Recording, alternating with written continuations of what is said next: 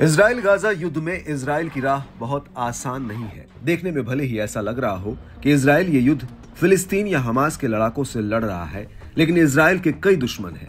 Gaza, Lebanon, Syria, Yemen, Iran और Iraq जैसी ताकतें इजराइल के खिलाफ खड़ी हैं।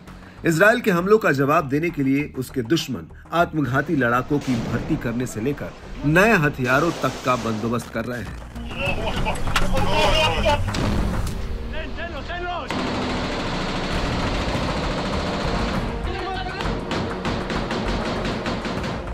अब हमास के अल कसम ब्रिगेड ने इजरायली सेना पर हमला करने के लिए अपने हथियारों में एक नया रॉकेट RPO-A शामिल किया है।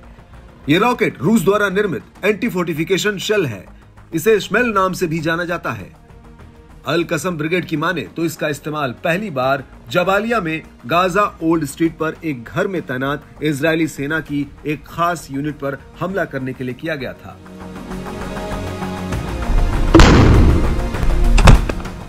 रूस द्वारा निर्मित इस पोर्टेबल रॉकेट की खूबियां जबरदस्त हैं, जो किसी भी युद्ध में बड़ी भूमिका निभा सकती है। आइए जरा इसकी खासियत से आपको वाकिफ कराते हैं। इस पोर्टेबल रॉकेट की अधिकतम रेंज 950 मीटर है।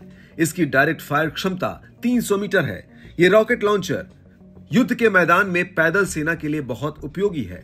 वजन में हल्का होने के चलते पैदल सेना इसे अपने साथ लेकर चल सकती है।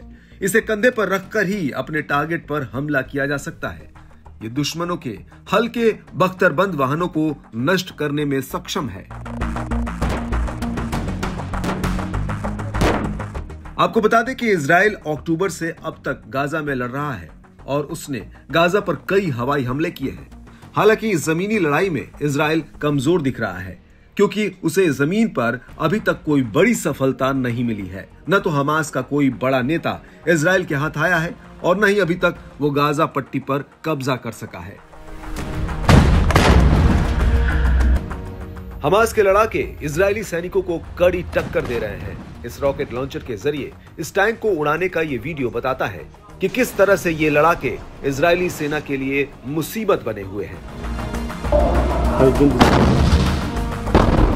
इधर इस्लामिक रिवॉल्यूशनरी गार्ड कॉर्प्स यानी IRGC के एक कमांडर की मौत के बाद ईरान भी इजराइल पर भड़क उठा है। इजराइल को ठिकाने लगाने के लिए ईरान के IRGC की कुद्स फोर्स अफगानी आत्मघाती हमलावरों की भर्ती कर रही है। लगभग 3 महीने से जारी इस युद्ध से जहां गाजा को जान माल का भारी नुकसान हुआ है, वहीं इजराइल के भी काफी सैनिक मारे गए हैं। हालांकि अभी भी इजराइल और गाजा की तरफ से युद्ध रोकने की कोई पहल नहीं दिख रही है।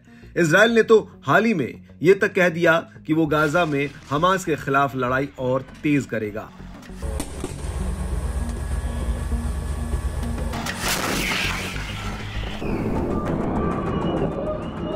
इधर ईरान ने भी अपने कमांडर की मौत का बदला लेने की कसम खाई है। ऐसे में इजराइल के लिए भी ये युद्ध बहुत आसान नहीं है।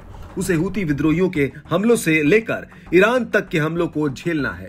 दूसरी तरफ युद्ध के कारण इजराइल की अर्थव्यवस्था पर भी काफी दबाव बढ़ रहा है।